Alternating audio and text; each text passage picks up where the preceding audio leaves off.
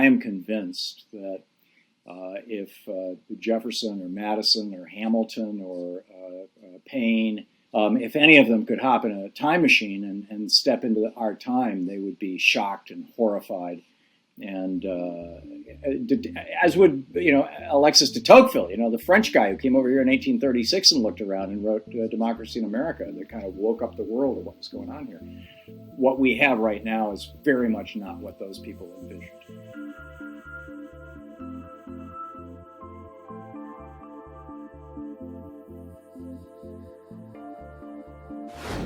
Hey everybody, happy July 4th. This is America's 245th birthday. Our second president, John Adams, said that he hoped that every July 4th, Americans would revisit first principles. Our first principles are enshrined in our Declaration of Independence and in our Constitution, which of course was written later.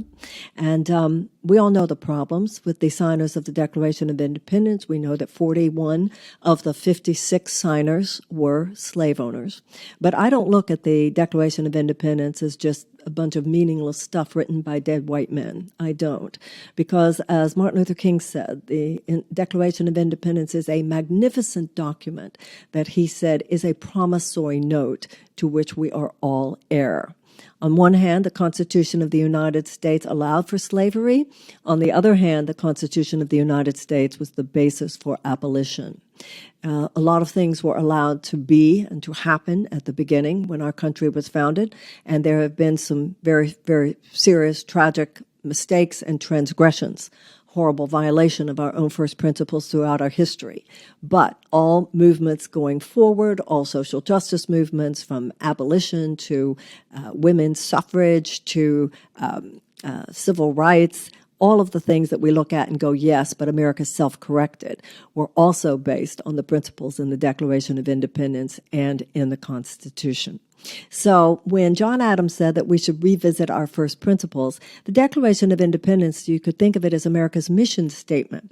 When you go into a business and the mission statement is up on the wall and people revisit it and the company has retreats with their employees and they talk about what is the mission statement of this company. We have a mission statement of this country, and too many of us have forgotten it or never even learned it. It's like these principles are engraved on marble walls, but they're not engraved on our hearts enough anymore. Too many American children grow up never even learning these things.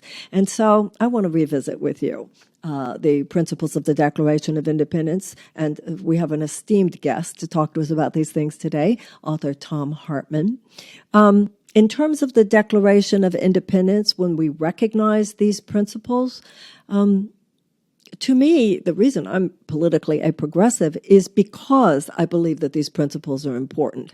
And when I see them violated, it pisses me off. I know that that's not what America is supposed to be. And I also realize that we were born of a deep dichotomy. Once again, 41 signers of the Declaration of the 56 were themselves slave owners. So there's this bipolar nature to the American psyche. On the one hand, we are founded on these extraordinarily enlightened principles of democracy, that of freedom, of free elections, of equality of rights, equality of opportunities, e pluribus unum, out of many one, religious freedom, the free press, freedom of assembly. So many of the principles that are enshrined in the Declaration and in the Constitution. On the other hand, we have been since the beginning in every generation, and God knows that means our own. There is this contest, there's this struggle between those of us who believe so strongly in these principles and are willing to sacrifice and struggle for these principles versus people who have no interest whatsoever in seeing these principles embodied or manifest and are willing, even in the most violent ways, to transgress against them. I think it's important, obviously, to identify all the terrible mistakes and transgressions in our history. Serious problems, obviously. But to me, we need to identify with the problem solvers. And the problem solvers are those who look to these principles and have said, it is on these principles that we will make our stand. So let's read from the beginning of the Declaration of Independence, shall we? Now, apparently, historians tell us it was actually signed on July 2nd. But because they came back from the printer on July 4th, they consider July 4th the birthday of the United States. The unanimous Declaration of the 13 United States of America. By the way, if anybody's saying, who wrote it? Thomas Jefferson wrote it. And I think it was Benjamin Franklin and John Adams had said, Thomas, you're going to write it. And Thomas Jefferson said, why do I have to write it? And John Adams said, because you're the one who knows how to write. So here it is. In Congress, July 4th, 1776, the unanimous Declaration of the 13 United States of America. When in the course of human events, it becomes necessary for one people to dissolve the political bands which have connected them with another, and to assume among the powers of the earth the separate and equal station to which the laws of nature and of nature's God entitle them. A decent respect to the opinions of mankind requires that they should declare the causes which impel them to the separation.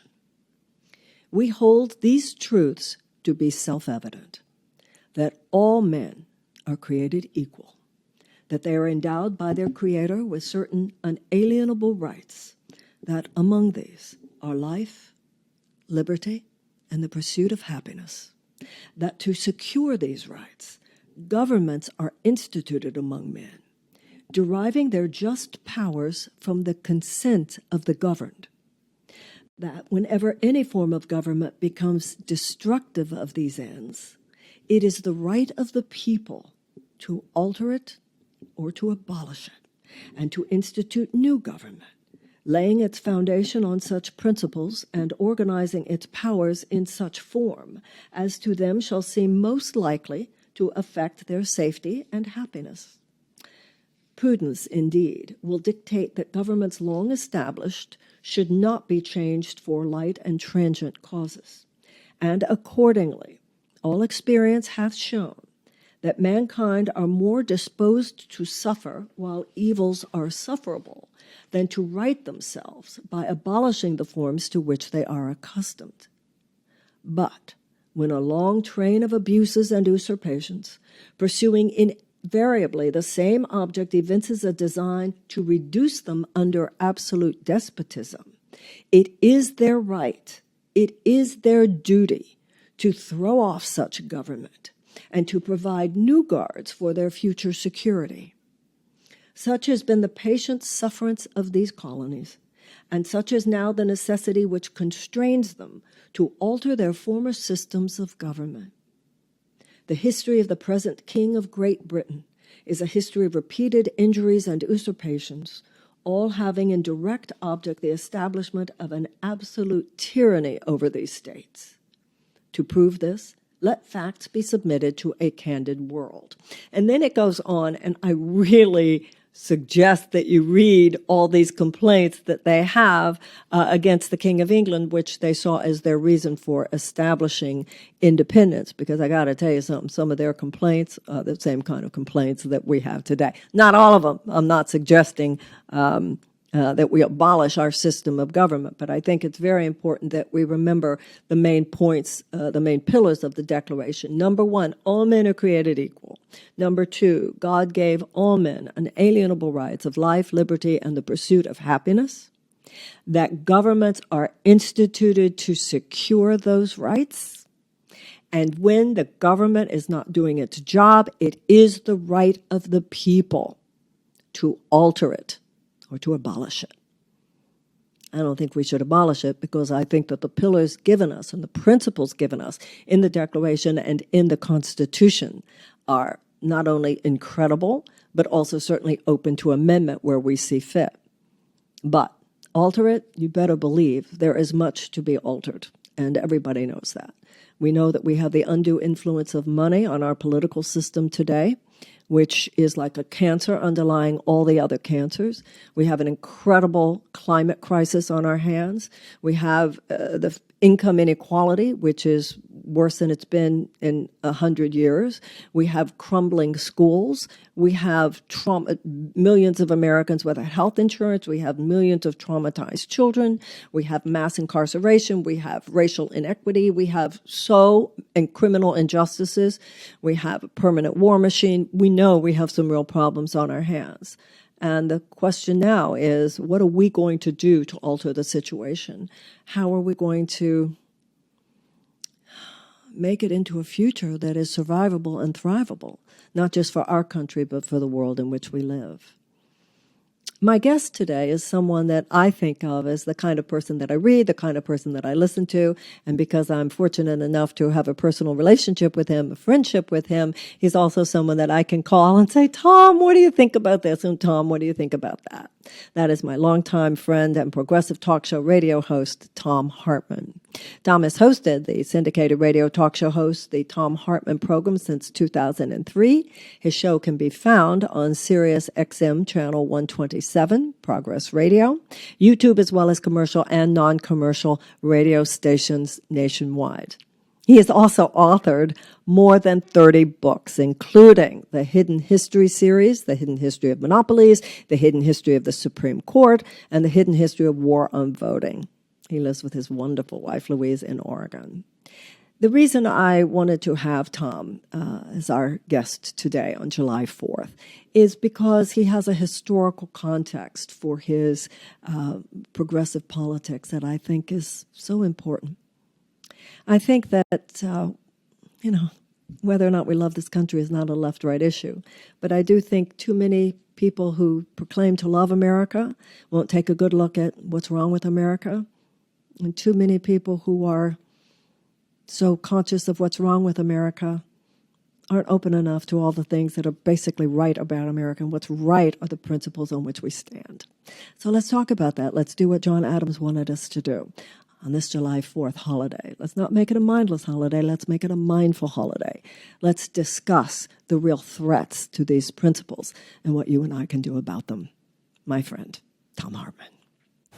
Thom Hartmann, thank you. Thank you so much for being with me. Oh, it's always a pleasure and an honor to hang out with you, Marianne.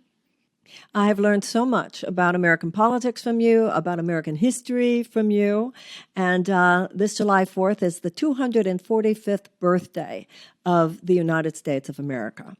And one of the things that I think you and I share is this progressivism that is combined with a real deep respect for the original principles on which we were founded. And that's why I just read the Declaration of Independence. Mm-hmm.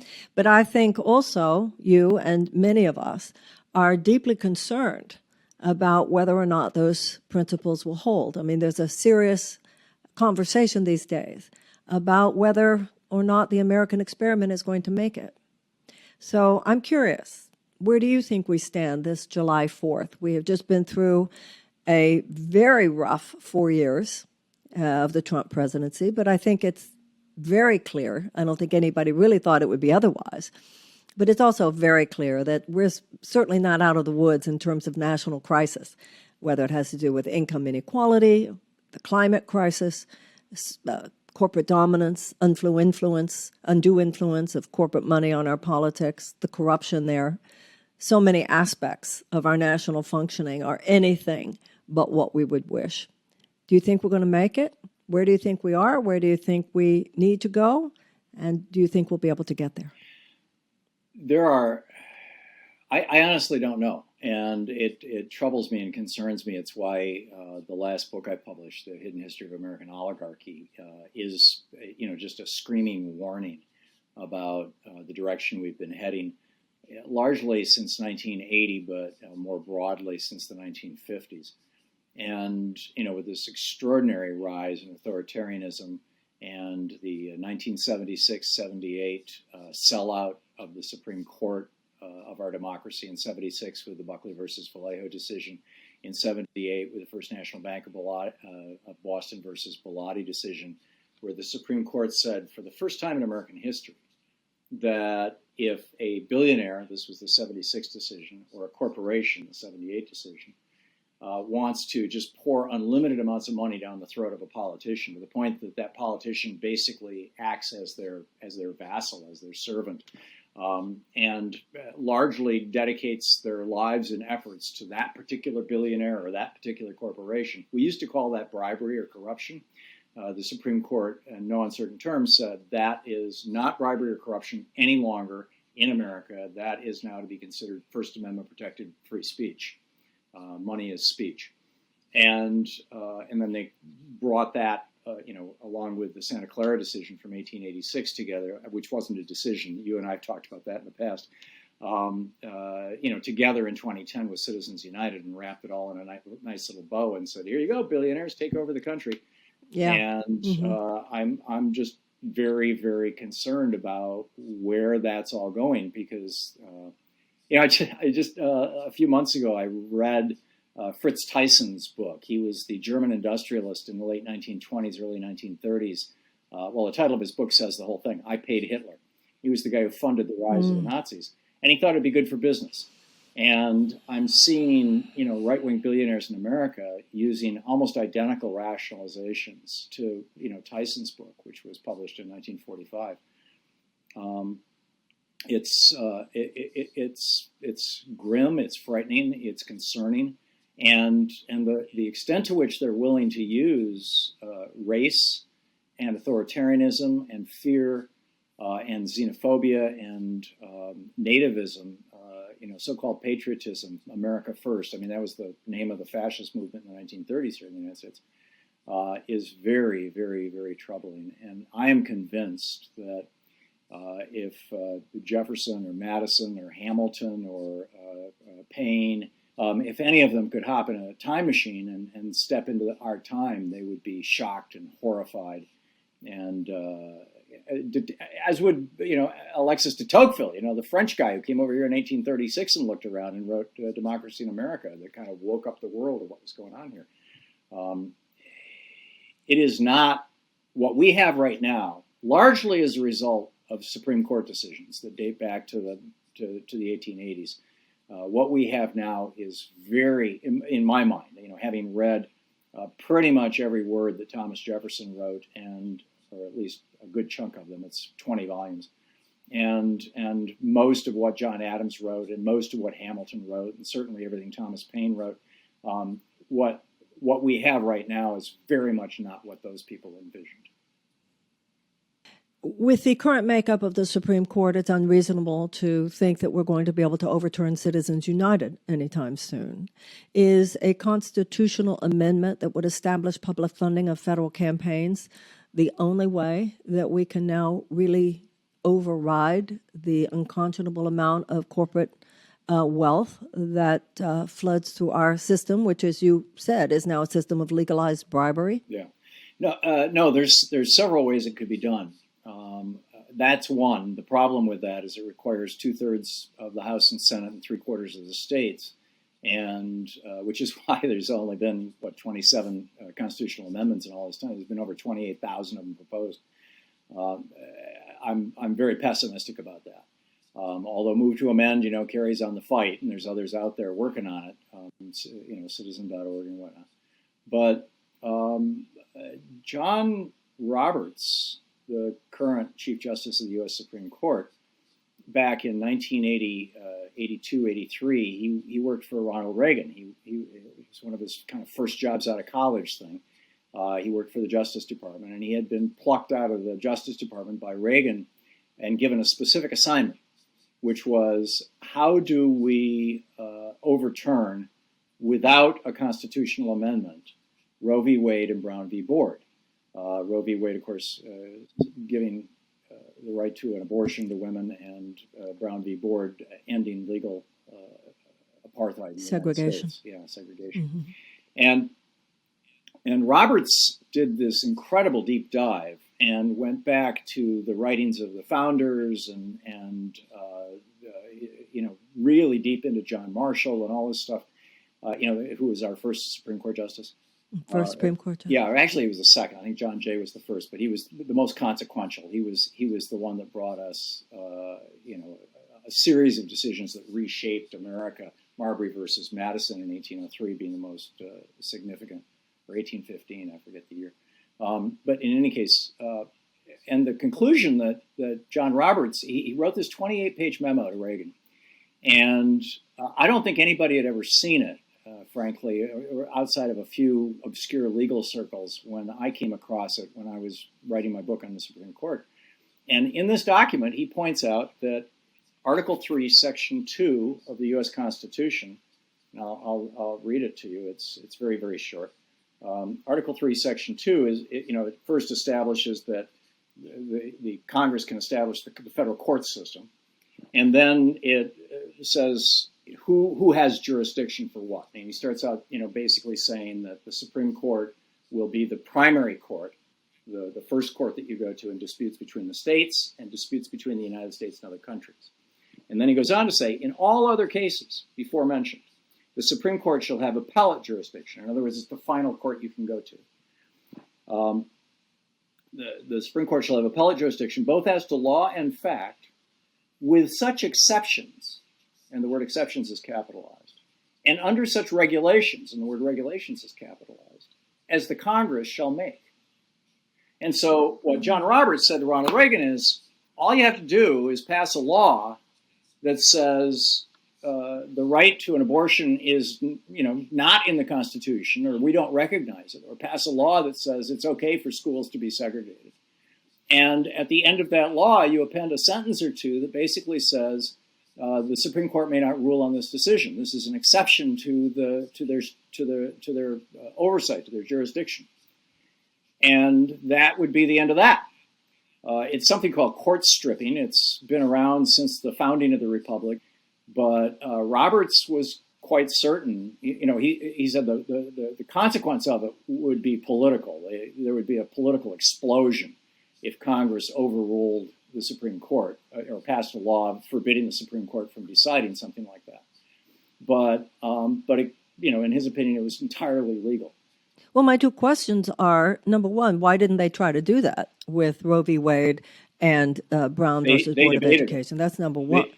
I'm sorry. They debated it, just didn't go there. Because they thought the political consequences would be, So today, theoretically, Congress could do the same thing in terms of overriding the basic bottom line of Citizens United. Right. If the two parties wanted to do it. I think the part is that the two parties really don't want to do it, right? Well, it wouldn't take two parties. I mean, if they blew up the filibuster, it could be a simple majority in the House and the Senate, and Joe Biden could sign it. And I would narrowly point it at the 1976 Buckley decision and basically just declare that that's not what the Constitution says, and money is not free speech. And you might want to define what free speech is a little more, in a way that's consistent with previous Supreme Court decisions. And this is not a totally out of the mainstream idea. Jefferson talked about this. The Constitution does not establish that the Supreme Court can decide what is and what isn't constitutional. That's not a power that's given to the Supreme Court. In fact, if you read Federalist 80 and 81, Alexander Hamilton was very clear that they were not giving the Supreme Court that power. He comes right out and says it. It was a huge debate at the time, because the fear was the court would become so powerful. So in 1803, isn't that? Go ahead.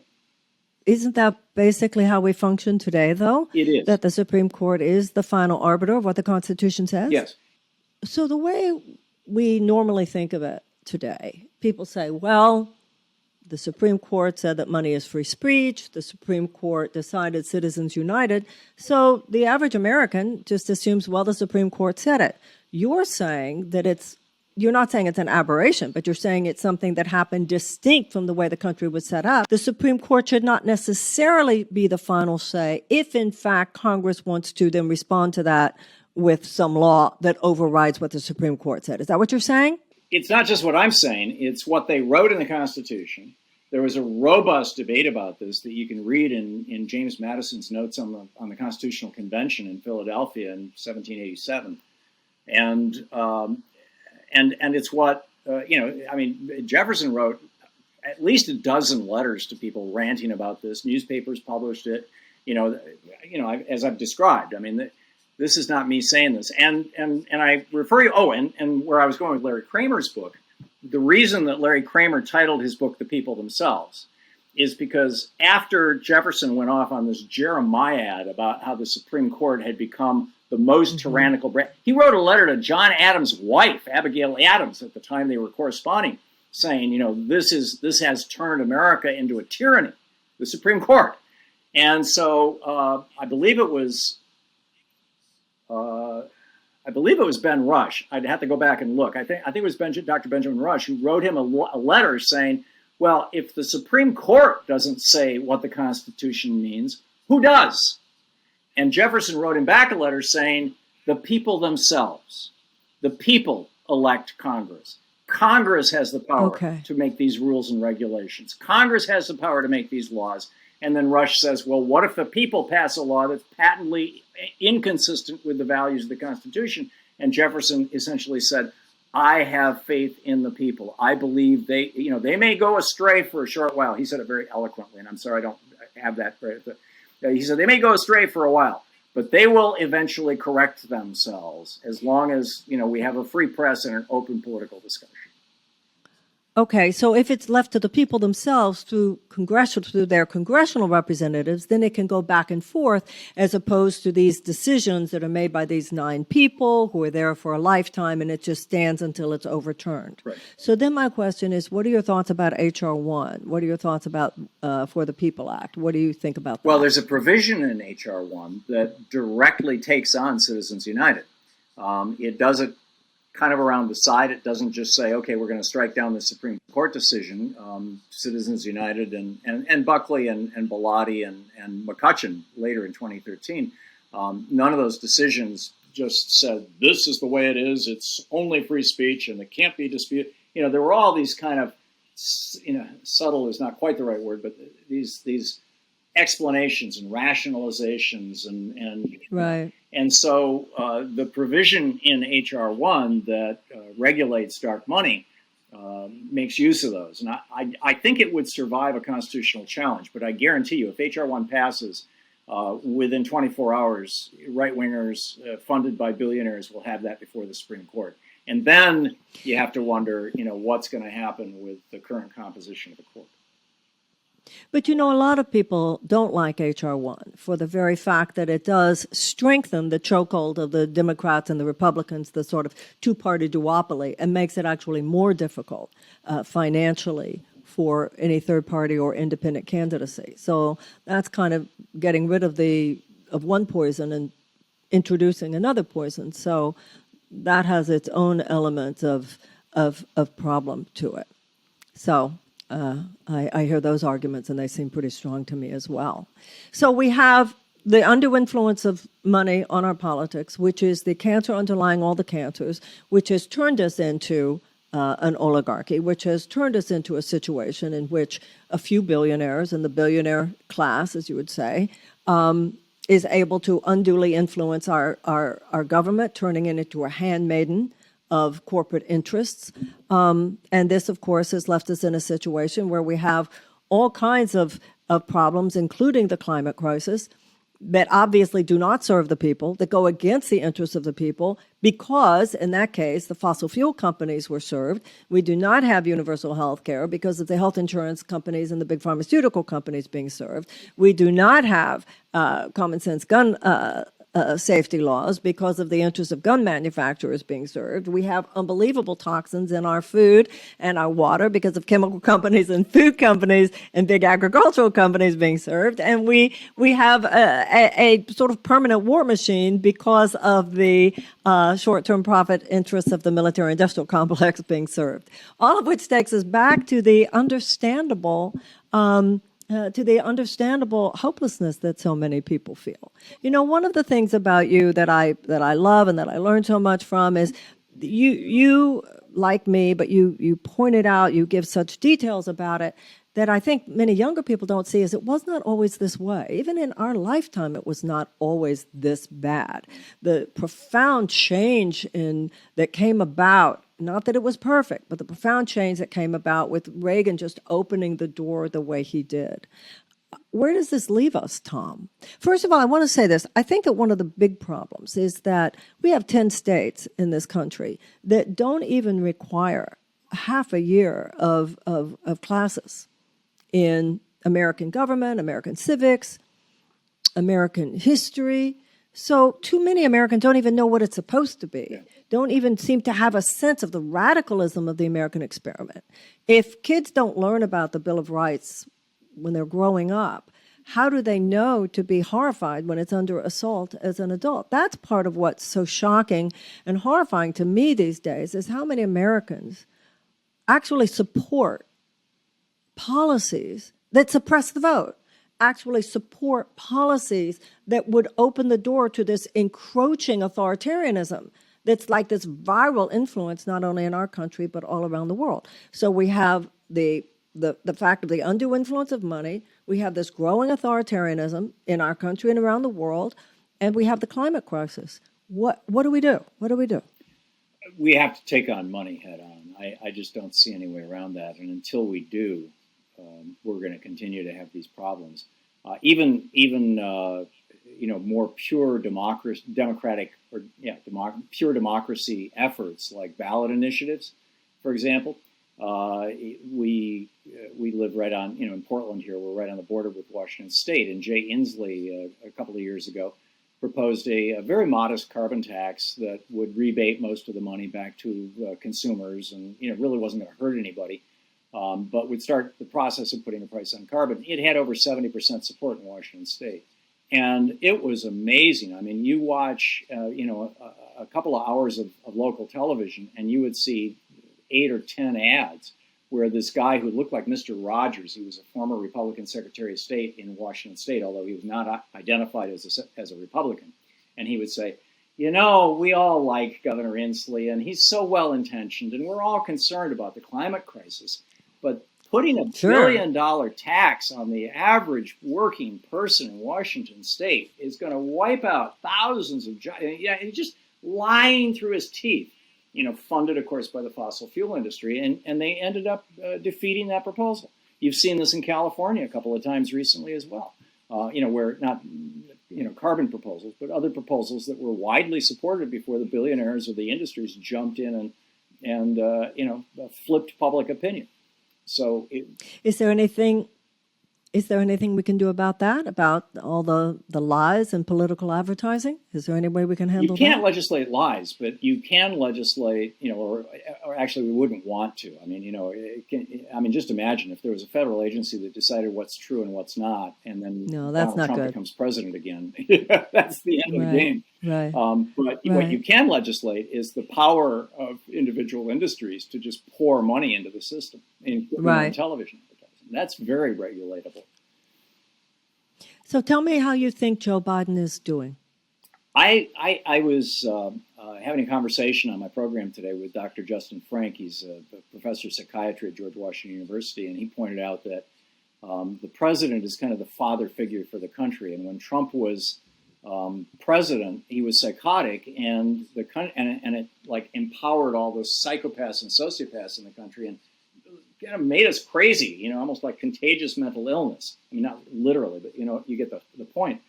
And he said what Joe Biden is doing now is playing the role of father figure to the country, or parental figure, very effectively, in as much as he's saying, chill out, we've got this, we're going to take this step by step, but, lowering the temperature, calming people down, that's all great. And Joe Biden so far has embraced, at least rhetorically, the most progressive agenda since Lyndon Johnson's Great Society. And perhaps if everything that they've talked about gets done, even more progressive. The question is, will he be able to do it? And to a large extent, that's going to depend on, these Democratic senators who have thrown in with the hedge fund industry that founded this group No Labels that now runs this thing called the Problem Solvers Caucus. 5 Democratic members of that caucus negotiated a infrastructure deal last week, famously. And, of course, Sinema and Manchin are members of that. That's a real problem because you've got, again, billionaires owning senators, even Democratic senators. And so the only thing I know of that can push past that kind of money is widespread and vigorous public opinion being expressed in a way that they can't ignore. Well, the way we need public opinion to be expressed in a way that they can't ignore is through electoral politics. I mean, all the organizing, all the activism is very, very important. But when these young people say to me, Marianne, how do we pressure our leaders to change direction? I often say, don't think in terms of pressuring them. Think in terms of replacing them. Exactly. But one of the things that I see myself, I have this thing called the candidatesummit.com where I have endorsed all these candidates, and we're going to have our second summit on July 13th. And when I see all the energy on social media around bitching and moaning and complaining and screaming and yelling, and yet such diminished energy when it comes to actually supporting progressive candidates who are going to primary, even in the Democratic Party, the corporatist-backed establishment candidates. It's why do you think that is? Where is the disconnect that there has been such a criticism, such a cynicism about what we can do electing people when people aren't even trying in some of these cases? I don't understand that, Thom, because we have some really good people running, and you meet these young people and these non-corporate backed working class people who have everything that the progressives say they want, whether it has to do with Medicare for all, Green New Deal, cancellation of the college loan debt, free colleges and universities. I don't understand why people don't get more excited. And that's a problem that you don't see on the right. On the right, people really get, you got to elect the people that you want. Where did that happen, and how do we fix that? You look back at 2016, the main message that the Russian trolls were promoting in the United States, the main message, the one that they constitutes roughly 70% of all of their messaging into Facebook, Twitter, and other social media, was both parties are the same. That was the primary, because if they could dishearten people and keep them away from the polls, they win. They're trying to destroy democracy in this country. And then you've got, of course, billionaires within this country that do that. Then you combine that with a secret sauce algorithm that is a tightly held trade secret that is used by these social media companies. This is particularly problematic on YouTube and Facebook, but also on Twitter, that amplifies the most outrageous. The more that people can be pushed to the fringes, to the angry margins, the more they're likely to engage with social media because they're furious or they're frightened. And so these internal algorithms, these mathematical systems that social media uses, are specifically designed to drive this kind of debate. What we're seeing on social media is driving the craziness in America, not reflecting. And that, Shoshana Zuboff just wrote this, this great book about, surveillance capitalism, and there's a number of other good books about this. I just finished the first draft of the manuscript for The Hidden History of Big Brother, which is going to be coming out next March, and just did an incredible deep dive into this whole thing. And I thought I knew all this stuff, and I was just astonished by what I learned. You said that those who wish to destroy democracy are pushing the narrative that the two parties are the same. Yeah. Well, I understand the ways in which they're not, but I also understand the ways in which they are. I ran for president, and I do understand that the Democratic Party has its pre-prescribed conversation, Sure. Which is basically a corporatist conversation, just a better version of the corporatist conversation. And I've seen firsthand what they will do to sideline anyone, and obviously we've all seen what they did to Bernie. Mm. Yes, it's true. The Republicans are much worse than the Democrats. But at the same time, the Democrats, I think it's legitimate to argue that the Democratic Party itself has abdicated the moral force of being a real conduit for the problem solving that's necessary with the urgency that we need at this time. So I also understand, but then on the other hand, I see all these people trying to run in the primaries in the Democratic Party, and like I said, I see how difficult it is. I'm experiencing how difficult it is getting people excited about it. I listen to these primary candidates, and I think they're so fantastic. We had at the first summit, the first endorsee summit that I did, over 50,000 people watched. Mm. If every person had given just $1, that would have been such a boon to these people's campaigns. And that goes back to where I think just the average, there's a culture of electoralism on the right that there's not on the left. So maybe it's what you said, how people who wish to suppress real progressive movement have been able to foster that cynicism and that they're all the same. It doesn't matter. Yeah, and there are you've got Joe Manchin and Kyrsten Sinema clearly sold out to billionaires. I don't think you can say that necessarily of Bernie Sanders or Elizabeth Warren Of course or you can't. Sheldon Whitehouse. And Right, I agree. certainly Alexandria Ocasio-Cortez. We know the names, but there are 100 members or so of the Congressional Progressive Caucus, and they've all sworn not to take corporate money or corporate PAC money. That's and maybe corporate money altogether. That's a pretty big deal. And I remember in 2008, after Obama was elected. Actually, it was 2009. After Obama was elected, which I think shocked the right. There was this organization. It was Concord. It wasn't coalition, but there was a second word attached to it, something like that, the Concord something or other. And they were sending out videos, DVDs, and also they had posted this stuff on the internet. I was playing it on my show in 2009, where this guy would come on and he'd say, "You think the president is the most powerful person in America, or maybe a senator or a member of the House, but that's not true. The most powerful political position in the United States is precinct committee person, because the precinct committee people are the ones who write the party's platform. They're the ones who decide who the primary candidates will be. They're the ones with the real power." And he was reaching out to the so-called Tea Partiers. And so he said to all the Tea Party, because this was being pushed out literally to tens of thousands of people who'd signed up for the Tea Party through Freedom Works and all these Koch operations. And he said, so what you need to do is show up at your local Republican Party offices and say, I want to become a precinct committee person. In some states, it's even a paid position. In most states, it's voluntary.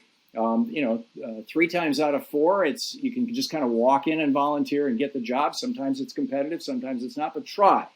And what happened was that was probably the most successful and underreported political campaign in our lifetimes, because this right-wing faction funded by the Koch network activated thousands and thousands of people, Republicans across the country, Tea Party Republicans, hardcore right-wing Republicans, to step inside the Republican Party and take it over. And we can now look at the Republican Party here, 12 years later, 13 years later, and see exactly the consequence of that. Imagine if on the progressive Democratic side, something very similar were to happen. If all across the country progressives were to start becoming precinct committee people, there was running the local party, and then the local party runs the county party, and the county party runs the state party, and the state party, et cetera. We could do the same thing. But maybe your point is that if those precinct chairmen, if more of them were these young progressives or progressives of any age, that would make a difference. That was the point that the guy made in the videos was, and you can still find them on YouTube. He basically made the point that the Republican Party in 2009 was still very much the party of the patricians, of George Herbert Walker Bush, of the multimillionaire Connecticut and corporate elite. And they wanted to turn it into the brown shirt party, basically. They wanted to hand it over to the populists, the hardcore right-wing populists. And they did. What do you see happening now? Where do you get, we understand where your concern, your deep concern is. I share it. I'm sure everybody listening shares it. Where do you get your hope? Where do you get your optimism? Where do you get your sense that somehow we're going to make it after all? People like Chris Ryan, who wrote Civilized to Death, this extraordinary book about how basically our tribal ancestors, our hunter-gatherer ancestors understood democracy inside out. Humankind is a new book came out last year. Yeah, I've seen that one. I have that one, actually. I've read a lot of that one. That is so worth reading. That is, it's just an amazing book. And basically, it's a rewrite of Peter Farb's 1978 book, Humankind. But it's up to date with all the latest research. And what it shows is that humans at our core are not authoritarian. We're not hierarchical. We are egalitarian. We even little children, I think so. When they perceive unfairness, they get very, very upset. And this is how human beings lived for hundreds of thousands of years. And it's only in the last few thousand years that we've really corrupted our systems, our political systems. I believe that we are at our core small d Democrats, all, as a human race. And this was the belief that the people who wrote the Constitution held. This was the belief that the framers held, was that people can govern themselves and that we can govern ourselves. And we just have to get the billionaires and the fascists out of the way. And to some extent, that means getting the Supreme Court out of the way. But I know from my very long career being out there, I agree with you. People are good. The American people are a decent, good people. And I felt that even running. I think that Americans have an instinctive understanding that America matters. You can't have a country this size and this powerful without it mattering. I think you can look at issue after issue and look at the polls. The American people are somewhat left of center. We're decent. But I have seen how the political media industrial complex, and it is an industrial complex, it thwarts democracy. It does not support democracy the way it should. It thwarts democracy. And I also understand, however, that our political system does as much to suppress democracy at times as it does to really allow for the free flow of the democratic spirit. That's why I think we need a pro-democracy movement in this country as much as they need a pro-democracy movement anywhere in this world. Yeah, I absolutely agree. Washington, in his farewell address, warned us against political parties. Yep. He said that it would form factions of men who cared more about their faction and their party than about their country. Yeah. So the bottom line on this July 4th is that the people ourselves have to stand up. Yes. And also about political parties, the importance of third parties in our history. Abolition came from the Abolitionist Party. Women's suffrage came from the Women's Party. Social Security came from the Socialist Party. Mm-hmm. And that's why it so concerns me the way the Democrats and the Republicans keep this chokehold and have ever since the 1960s worked so hard to keep more independent voices out. But like you said, in the Republican Party, people overthrew the established order, and what you're saying is that Democrats can do that too. I think everybody has. Yeah, go on. Well, the Democratic Party is $1 billion nonprofit corporation, and in many places the doors are closed, but in many places the doors are wide open, and they're just saying, "Come on in, take it over." And that's on the level of the precincts. That's on the level of the. That's where you have to do it. Well, okay. I think July 4th is a very good time for us to think deeply about what we've lost, and a very important time to think deeply about what remains.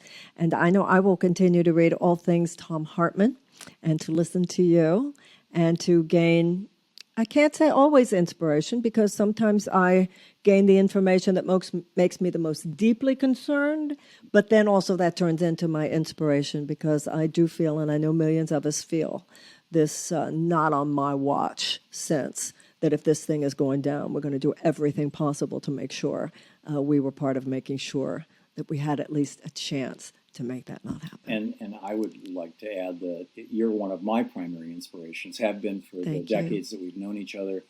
Your writings, your teachings, your speaking, your optimism, your dedication to democracy, your understanding of founding principles and first principles. I've always been in awe of your ability to translate that into actual real-world action, whether it's from your work with the Course in Miracles or whether it's running for president.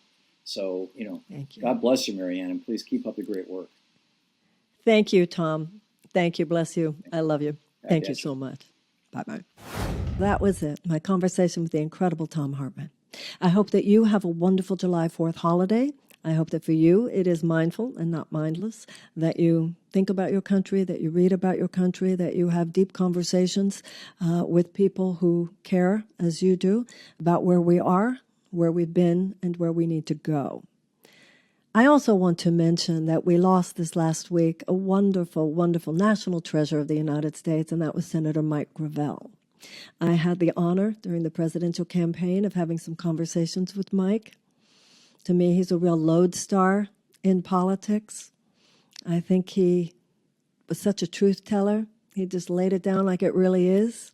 And of course, what do they call that these days? A gadfly. There are so many ways that the system diminishes, peripheralizes the people who are the deepest truth tellers. But the truth of the matter is we need the radical truth-telling that was exemplified by someone like Mike Gravel.